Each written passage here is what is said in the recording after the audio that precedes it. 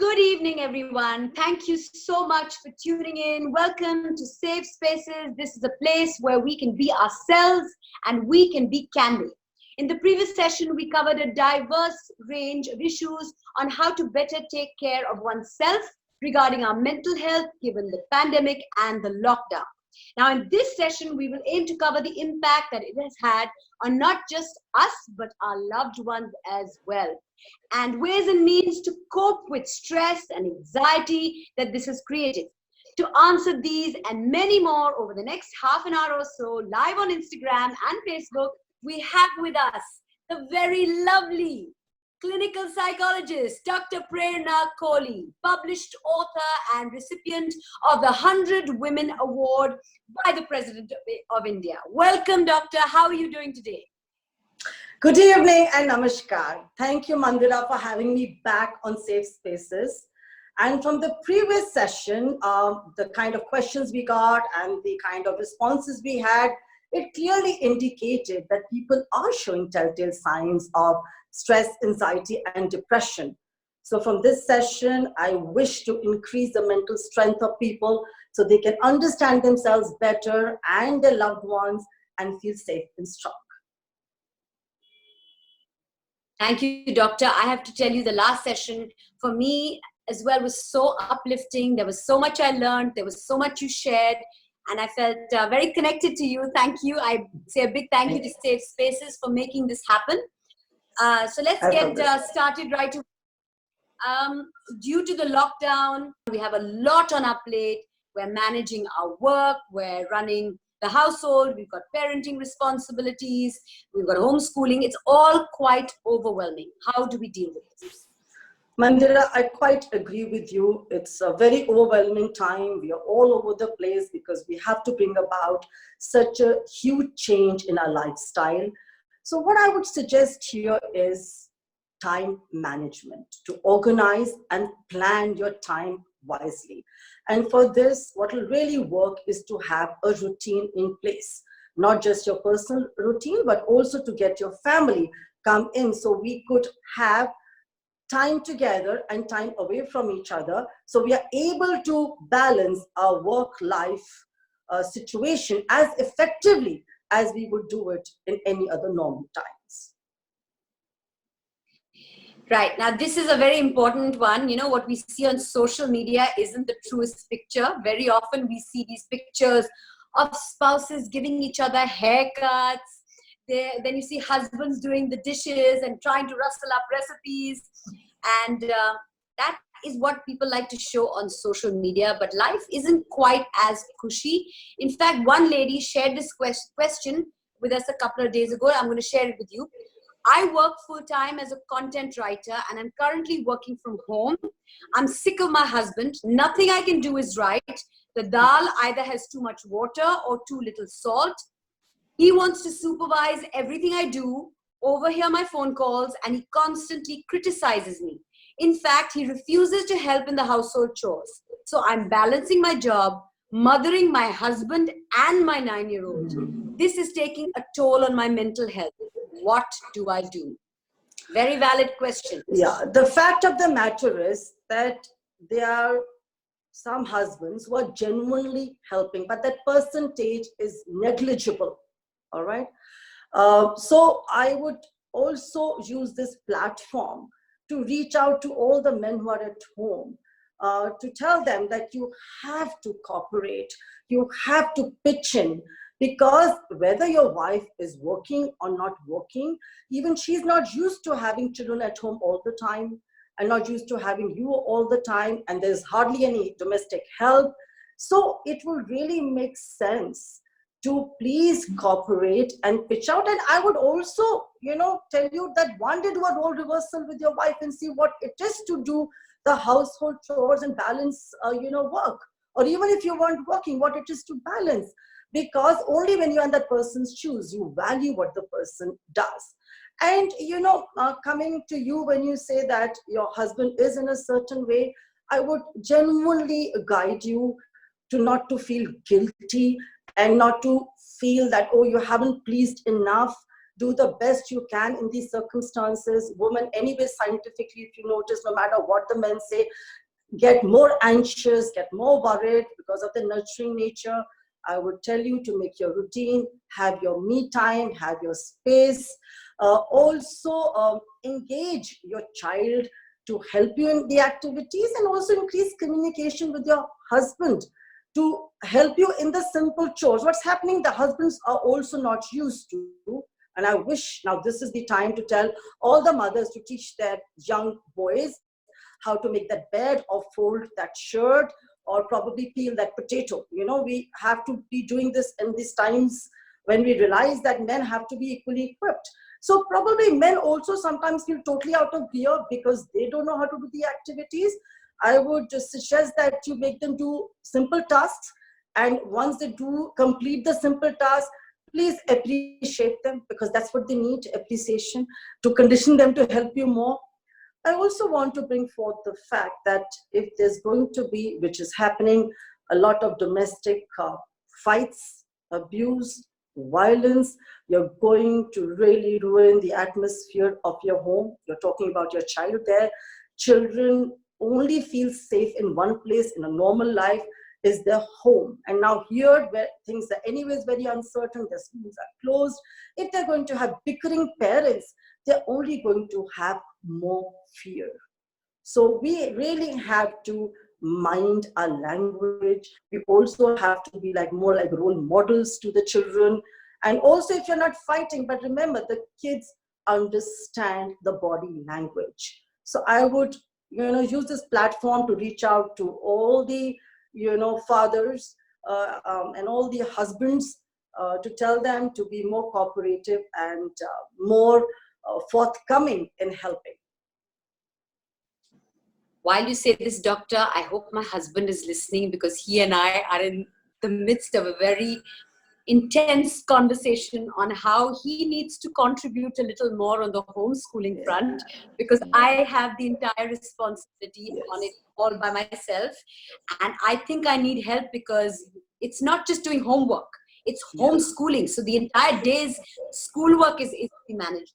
And on another note, doctor, it's a very valid point that you make about how, if a child grows up seeing parents bickering, that this time will be remembered as a very, very bad time, apart from the fact that you're staying at home and you can't step out of the house, you have parents who are not getting along. So that is a very valid point. And one more thing I have to tell you, just in response to what you said, my son is learning how to make pulkas. My son is doing, small little kitchen errands as well. No errands are off the table, literally.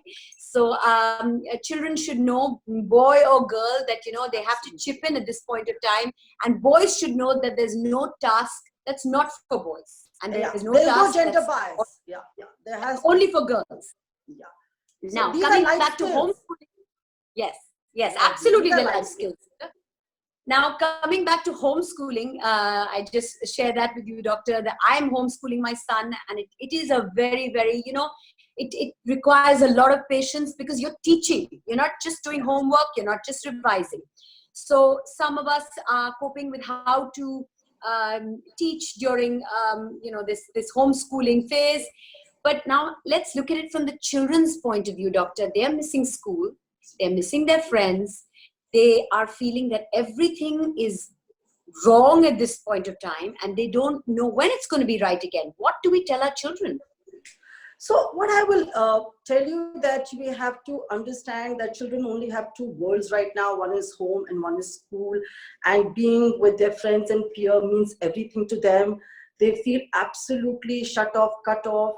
And they're not able to probably have those games, play those games, or have those birthday parties.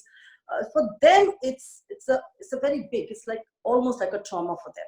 All right, because you feel comforted when any kind of time limit is given to you, that this will last this time. But we are in such uncertain times. That is why, because we are feeling uncertain and worried, we are also passing down this worry to them. So first, it's very important that you have to keep yourself in a calm place, right? Children also feel better when you keep communicating with them. and keep telling them how the situation is in their language. For even as child as young as 5-year-old, 50% of the child's brain has developed.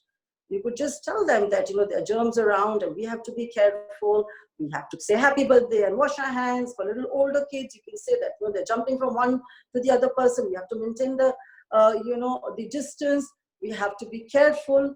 Also, we'll have to have some kind of exciting routine for them. We'll have to engage ourselves more with them because they're missing their friends. So we'll have to double ourselves as parents and as friends also. Play those board games, do some projects with them, do dance with them. It's a great time to bond with your child. And as I mentioned last time, we are in the moment of history. We are not going to forget this. How beautifully we come out of this challenge will make our kids also be equipped to face any other challenge which comes in their life. So as I say that there's no book on parenting, how to be a great parent. Kids just watch you. They watch your actions. They watch your language. They watch you all the time. So it's very important that you're able to walk your talk. You're able to practice what you're telling them. So getting some kind of routine and getting them probably on any kind of social media to interact with the other friends where they can share some kind of activities together will keep them happy. Also involve them in some household work. They want to feel useful too. Yeah, so Yes. involve them and give them a sense of achievement that they Yes. were able to participate. We sometimes think that the child can't do it. Give the child that chance because the child in his or her head is quite an adult, understands. So just make the child participate, and that will really go a long way in getting over these trying times for the child. Doctor, I'm going to share with you 2 things that I've started doing with my son during this lockdown, just so that so I can be friend to him as well. Because I am with him for a good 5 hours doing math, doing English and reading and Hindi. And that's not the friend side of me, sadly.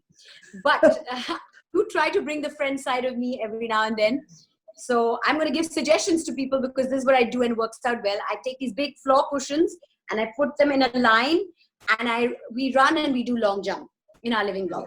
So that's one thing we do, and he's way better than I am. I mean, I'm not okay. I'm not so bad, but he is fantastic. He can jump over 3 really big cushions. Wow. So he's a long jump expert. That's something I've discovered about him.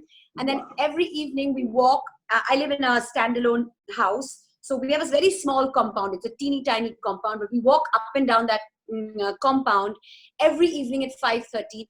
Wow. And that's the time I tell him that you talk to me about what you want to talk to me about. And his favorite subject in the whole world is video games. So we are talking about his favorite video game character.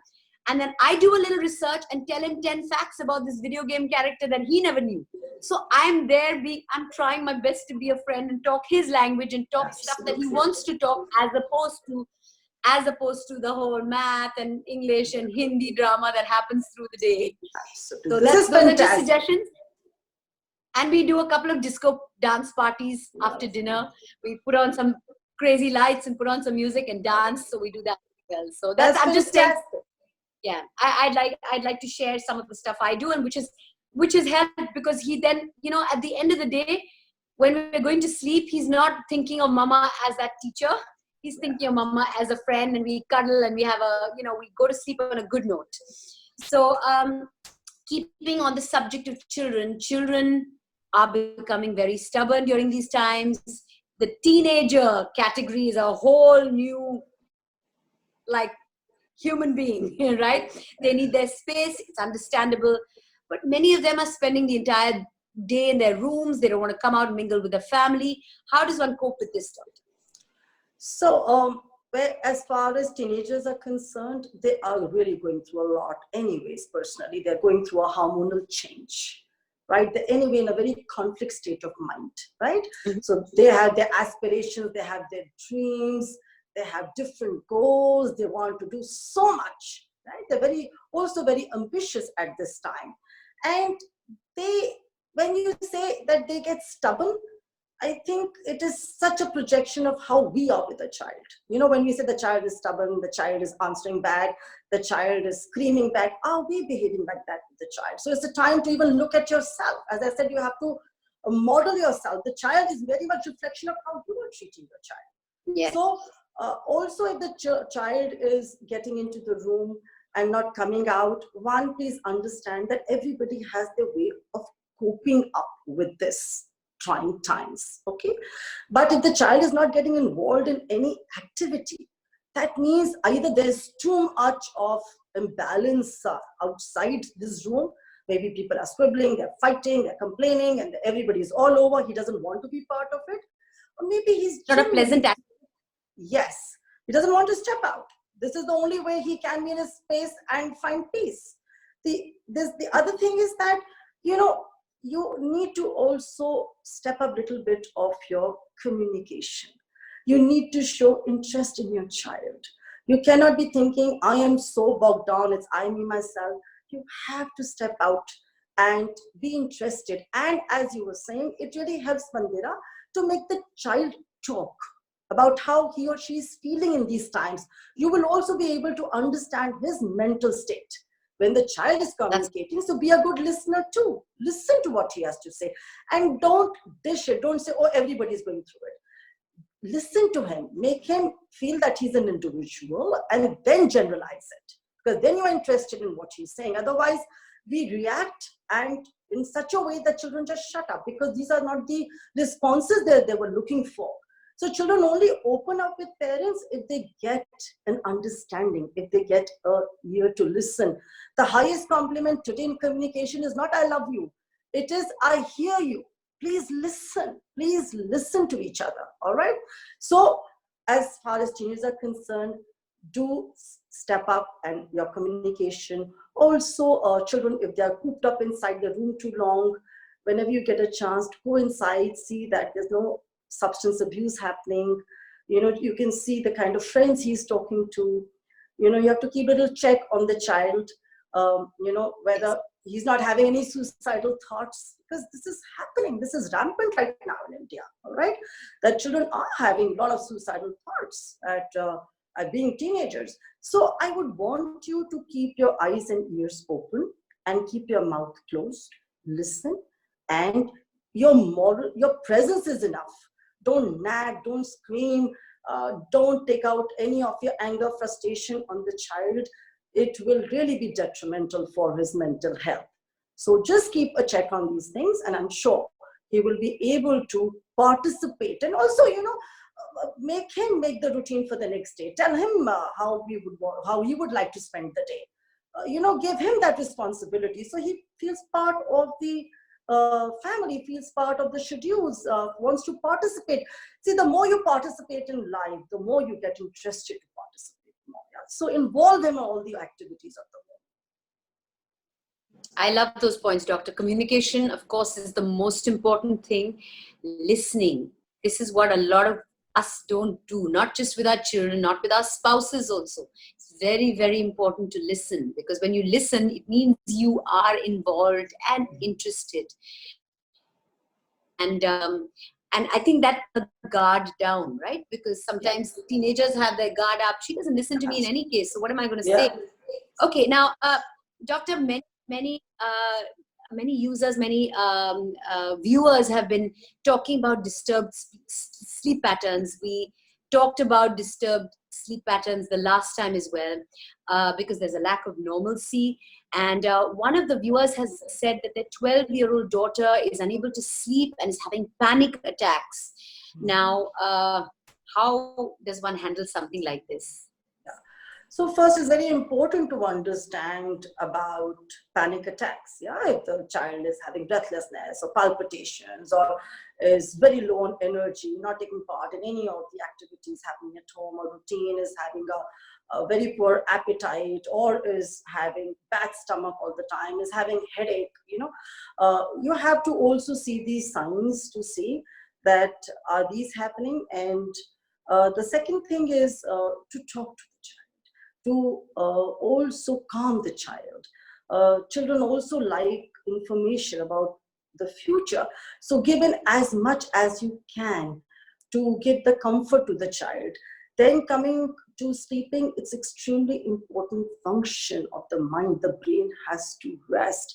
So see to it that the child is not binging on movies in the evening, or just on chats and any kind of social media, because it will remain excited, because children are not sometimes sleeping the whole night and then they're sleeping throughout the day. This is really going to impact their mental health. So it is important to have a routine. It's important that the children are not indulging in junk food, no matter you're cooking home food, but there's so many ways.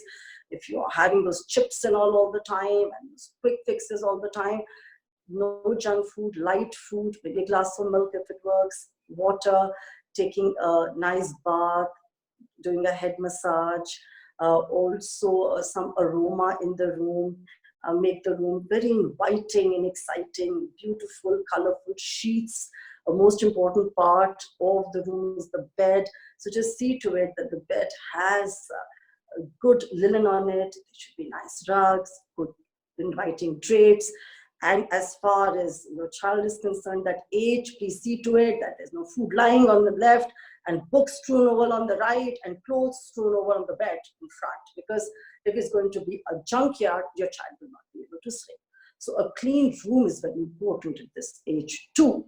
So just make it exciting. See, and also the other tip is that if the child is having a problem to sleep, sit with the child. The child is able to sleep at that consistent time every day. You can do a storytelling, you can sing a song, hum a song, and assure the child that I'm there till the time is sleeping, and if you need, you can always come to my room. Just give that assurance, because the first thing about budding anxiety is that you lose sleep, and you also must be going through it, so you can understand what the child is feeling. So I think this would really help if you're able to look into these tips. Basically, create a space of calm, create a space of serenity, be it the external circumstances or even as a parent being there and creating that space of calm for your child. That's beautiful, and that's very, very nicely put, Doctor.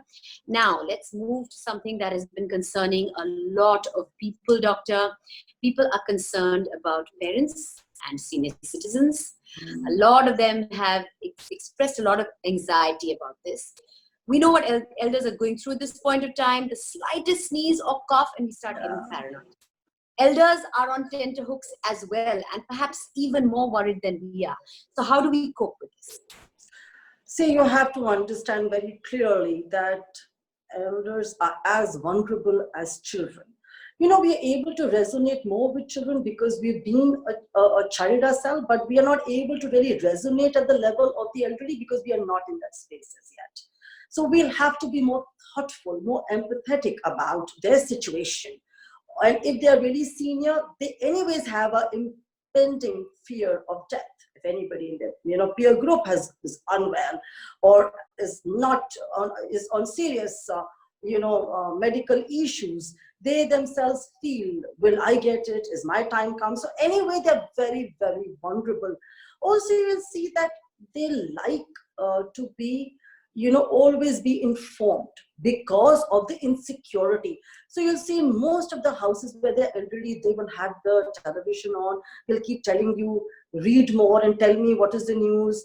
Okay, has anybody called you up and what is that person said? What is happening about this pandemic? When is the lockdown opening? Will I get infected? They want information all the time, every time, to feel secure. But when they have overload of this information, it only makes them more insecure. So the way to look at it is to limit the kind of information they are taking in, right? And also help them choose the kind of information they are consuming. And you could set a time for them and tell them that, listen, I will tell you in the morning and I will tell you in the evening, or you could watch the television at this time, but don't keep in taking in too much of this feedback, all right? Also involve them in certain activities, as simple as, peeling potatoes or folding clothes, or ask them to churn up their recipes, tell them what they could, give you as guidance, making a dish, because They must have done some kind of a cooking.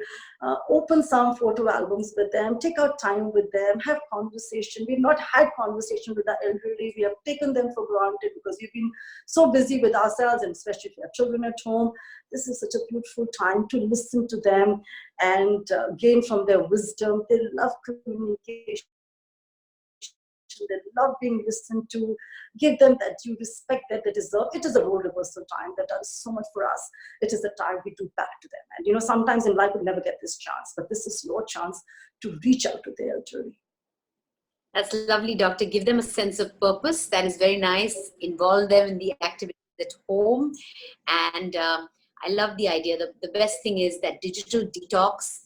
Just give them the information that they need morning and evening. And you know, an overload of information can create more anxiety and more worry and more paranoia. Okay, Doctor, related to this, we have a lot of parents and elder relatives who live in different towns and different locations from where we live. They worry about us, we worry about them.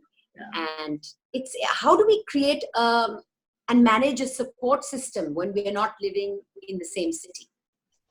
See, again, you will have to have a connectivity with them. You will help them schedule a routine. You will keep calling them up and tell them these are the fixed time. I will call you. So and please, if you give a fixed time to them, please do call because they will be waiting for that call. All right. So it's very important that we stick to the time we tell them because they look forward for more information, for that connectivity.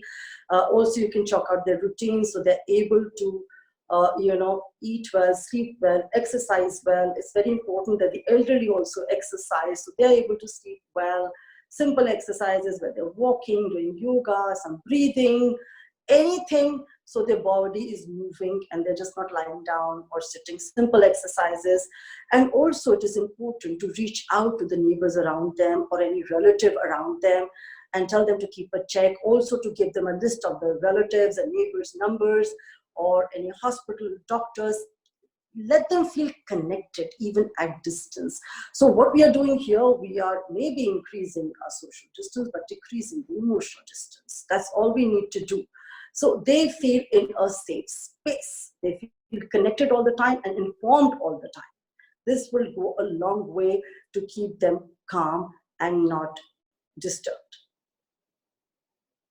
I'd like to share, Doctor, what I do with my parents.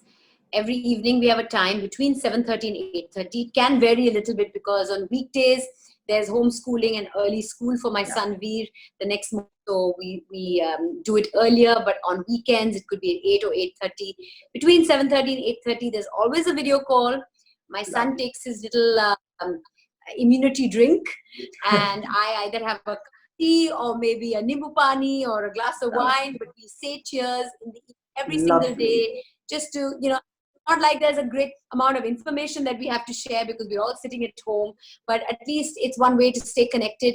And this is something we've done every single day since the lockdown started. And, I think one should be very thankful that there's communication like this, digital communication we can look at each other's faces and we can see each other. And, it's nice to see a smiling face on the other side. And that, we could be disconnected physically, but we are still connected through the digital age and through technology. And I think that's something to be very, very thankful for. I agree with you. And now finally, Doctor, the last question, is there anything that you'd like to tell us about how to get into a better mental space within the family in these trying times? You've covered a lot of it already, but just some few handy tips and tricks, hacks, go-tos. So, one thing which is very impending in these times is worrying. All right. And please understand it's all right to worry. We are going through very traumatic times. So it's normal to worry. All right. As long as it's not turning into anxiety and coming in your way of your routine. So what I would suggest, even though it sounds strange, Mandira, to have a worrying schedule, a worry window, all right? That I will worry only from 7 p.m. to 7:15 or 11 a.m. to 11:15, choose that time. So then you are not all over the place. So for example, if you're cooking and you start thinking, what will happen? Will my maid ever come when the kids start school? We said, no, I'm going to be focusing on my cooking. I am going to worry at 7 p.m. Similarly, any exercise activity you're doing, and suddenly it comes, or you're reading a book, or middle of playing an instrument, you start worrying about your tomorrow. Just say, I'm going to focus and concentrate with what I'm doing. I'm going to postpone my worrying, because that's my worrying window. What will help is, it will really help you to contain your anxiety. And this is scientifically done by the psychologist. So have a worrying window, and at 7 to 7:15, you can think whatever you want to. You will see as the days pass by, you would have diluted worrying throughout the day at the back of your mind. So that's one. Schedule your worrying time, have a worrying window. Also, I would encourage a lot of meditation, yoga, exercise, strength exercise, anything that can help you again get your balance and calmness. So I would like to today just demonstrate a one breath meditation. So if you practice this often, then all you have to do ultimately is that if you have to, present that presentation, or, step out to do anything in a social gathering, or, pick up that call and you're nervous, you just have to take that one breath and you'll be good to go. And you've noticed on many times, the best of us take that pause and we get back. And that's what we call one breath meditation. And I'm going to demonstrate that to you. So first, just for the instruction is we will take 4 breaths in slowly, hold it at the throat, feel it at the throat, and breathe out at the count of 4, and breathe out like as if you're blowing candles on your most beautiful birthday cake. All right, use the creative visualization as you do it. So you will close your eyes and breathe in slowly to the count of 4. You will feel your breath in your throat for the count of 4, and you will breathe out to the count of 4. And other ways, to get really practice your one breath meditation is to do, if you can blow bubbles, and you can blow balloons, it will also help you with your lung capacity and improve your immunity. So this one breath meditation is very, very helpful. By practice, you'll only need to do, and you'll be good to go. It will center you immediately. This again has been proven. The other thing is that I would like you also to start making your sanctuary. Every day you take that 10 minutes out, your me time, where you could sit on a mat, sit on a chair, and you just close your eyes and you have your sanctuary, meaning you could be at a beach, at a mountain, you could be, in any meadows, and there you are feeling safe, protected, you have this beautiful nature around you, and loving, joyous relationships, and abundance of health and happiness. And you can keep adding to it every day the way you want to, but every 10 minutes, go to your personal sanctuary. It will really, really help you to feel calm and connected to your today. I cannot stop emphasizing the need for the attitude of gratitude. And especially in these times where we are not stuck at home, we are safe at home, or we are not bored at home. Thank God we have a home. Very important to maintain a gratitude journal. I maintain one, all right, which says, I am grateful, thank you, blessed, and I write every day. Wow, Mandira, awesome. That's awesome. So where you are penning down every day, 5 things every day, it could be evening or night, for all the blessings that you have, and focus on what you have and not on anything else. I would also like you to go through with me to a gratitude prayer. Some of us may not be having the time or cannot write, but we can do a gratitude prayer. It's very simple. Again, we'll just inhale slowly to the count of 4, hold to the count of 4, then again slowly breathe out to the count of 4. All right, and in this case, let's just start. We breathe in slowly, comfortably, hold lungs to the count of 4, and breathe out to the count of 4. So we keep doing this 2-3 times. So we are also centered and focusing on our breath. But then as we do this, breathe in and hold to the count of 4. We put our hand on our heart and think about that person, that pet, that situation, that event, that happening, that community, the environment, the planet, anything that has given you peace and happiness. You just bathe it with love and a huge feeling of the word called thank you. Yeah. So you could do this and you would feel extremely happy, because when we start looking at life through the lens of gratitude, then we start seeing more possibilities and more potential, and we move our mind space to more inspiration, to more guidance, and to more wisdom. So do this prayer or write. The other thing I would like to really add here is that we must all develop the skill of being kind. Kindness is not only therapeutic, it's very, very rewarding for the giver and the receiver. So please even look out, where you could help just one person, one family with their food, shelter, mask, medicines, anything. Please reach out of yourself and see whether you can just cook food, anything, or maybe just make a phone call and say that you are there. Anything to reach out to those people who need help, the laborers, the migrants who don't have roof over their head, they don't have food. Please be kind. Yeah, and you could be kind even to your neighbors, your community, to your relatives, your friends. I really would want you to practice kindness, loving kindness on daily basis. Yeah, then you all will feel in a safe space. You all will feel we are in it together.